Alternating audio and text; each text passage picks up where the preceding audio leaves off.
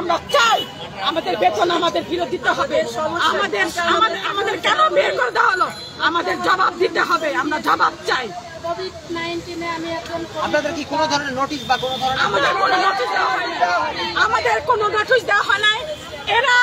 এরা নতুন আমরা জানি না, আমরা জানিও না। আমরা সারাদিন কাজ করতেছিলাম। হিজড়া দিয়ে মার খাওয়াবে এই ধরনের হুমকি আমাদেরকে দিছে। কে কাহারা দিচ্ছে এটা জানতে চাই। লোকেরা দিছে এবং মির্জা পাশের লোকেরা দিছে। মির্জা পাশের সন্ত্রাসবাহীরা তাকে আমাদেরকে হুমকি দিয়েছে। কেন মেয়েদেরকে, আমাদের মেয়েদেরকে কারা আপনাকে বাসায় যেতে দেবে না জানতে চাই আপনার কাছ থেকে। আমাদেরকে বিএনপির লোকজন সবসময় হুমকির উপরে রাখছে। আমরা যে আজকে এখান থেকে যাবো তার কোনো আমাদের কোনো কোনো গ্যারান্টি ছিল যে আমরা থাকবো কি থাকবো না। ঠিক আছে, কালকে আমাদেরকে যখন বিনা নোটিশে আমাদেরকে মুখে করে না করে দেওয়া হয়েছে তখন আমরা প্রতিবাদ করছি আমাদের পরিচালকের সাথে। আমরা তাদের সাথে কোনো কথা বলি নাই। তারা তাদের মতন লোক ঢুকাইছে, চাকরি দিছে, তাদের কিছু জানতেও চাই নাই। আমরা আমাদের যে পরিচালক ওই স্যারের সাথে দেখা করতে গেছি, কথা বলতে গেছি। ওখান থেকে বিএনপির লোকজন আমাদের যেরকম ব্যবহার করছে হয়তো এটা অনেকেই দেখছে। ঠিক আছে, তো প্রশাসন ছিল, প্রশাসনের সামনে ধরে নিয়ে গেছে। সকাল থেকে আমরা যখন কাজ করলাম 3টা বাজে এসে আমাদেরকে মুখী করবে না করলো। কেন না করলো? আমাদের অপরাধ কি? এখন পর্যন্ত শ্রম ভবনের কোন কর্মকর্তারা আপনাদের সাথে দেখা করেছে? না, আমাদের সাথে এখন দেখা করেনি। এই আন্দোলন আপনারা মানে যদি আপনাদের শ্রম ভবন থেকে যদি কোনো আশ্বাস না দেওয়া হয় পরবর্তীতে কি ধরনের কর্মসূচিতে যাবেন? আমরা ওখানে একদম আর কোথায় কোথায় আপনারা কি আমরণ অনশন বা এরকম কর্মসূচি ঘোষণা করেন?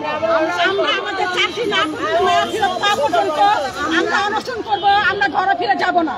এটা আমাদের কিছু লোকেরা বলে ছবি তুলে রেখেছি, আপনাদেরকে অ্যারেস্ট করা দিব। এই দর্শক যেমনটি শুনছিলেন, আসলে গতকালকে মুগদা মেডিকেল হাসপাতালের আউটসোর্সিং এর স্বাস্থ্যকর্মীরা ছিল। তারা আসলে হঠাৎ করে চাকরি থেকে না করে যাচ্ছে। কি বলতে চান আপনি? তো বলেন আপনার কাছ থেকে শুনি। এই নাম জানি না, তারা আমাদেরকে বলছে এবং তারা বলছে আপনারা ঘরে থাকতে পারবেন না। আপনাদের জানার ভয় নাই, আপনাদের ঘরে থাকা আরাম হয়ে যাবে। এই ধরনের হুমকি আমাদেরকে দেওয়া হচ্ছে। ডিউটি করার পর ইমার্জেন্সি একজনের নাম কি জানেন? একজনকে চিন্তা করেছেন? আমাদের বাচ্চারাও ছাত্র আন্দোলন ছিল, আমাদের বাচ্চারাও তো ছিল ছাত্র আন্দোলন। তাহলে সেই ছাত্ররা কোথায়? ছাত্ররা আন্দোলন করছে, যাদের সাথে আমরা ছিলাম সেই ছাত্ররা কেন আমাদের পাশে আসে না? কেন ছাত্ররা প্রতিবাদ করে না? আমাদেরকে কেন বের করে দেয়? আমরা ছাত্রদেরকে আমার পাশে চাই। কি আইডি কার্ড খুলবেন? আমাদের পাশে চাই, প্রতিটা ছাত্রদেরকে আমরা আমাদের পাশে চাই। তারা কোথায়? তারা আন্দোলন করছে না? আমাদের ছেলেমেয়েরা আন্দোলনে প্রতিটা মুহূর্তে আমরা তাদেরকে যথেষ্ট সেবা দিচ্ছি। আমাদের ডিউটি 8 ঘন্টা করার পর তাদেরকে যে আহত হয়েছে সেগুলো আমরা দিচ্ছি। রাতে 2টার মধ্যে বাসায় গেছি, আমাদের ছবি আছে। সেই ছাত্ররা কোথায়? আমরা কি তাদের সেবা করি নাই? আজকে সেই ছাত্ররা কি করছে? ছাত্ররা কি বিএনপি লোকদের গেট খুলে দিচ্ছে আর আমাদেরকে মারার জন্য হুমকি দিতেছে? দর্শক যেমনটি শুনছিলাম, আসলে অভিযোগ কিন্তু অনেক বড় অভিযোগ। মুগদা মেডিকেল কলেজ হাসপাতালে আউটসোর্সিং মাধ্যমে যে কর্মকর্তারা নিয়োগ পেয়েছেন তারা কিন্তু হঠাৎ করে নিষেধ করে আমাদের পাশে বিপি নূরকে চাই, রুমি ফারহানাকে চাই। আমরা ভালো নাই, আমাদের জীবনে আমরা রুমি ফারহানাকে চাই, বিপি নূরকে চাই আমাদের পাশে। আমরা ভালো নাই, আমার বাচ্চাদের আমাদের কাছে হুমকি মুক্ত আছে। আমাদের কাছে আমাদের মধ্যে মুক্ত আমরা হুমকি মুক্ত চাই।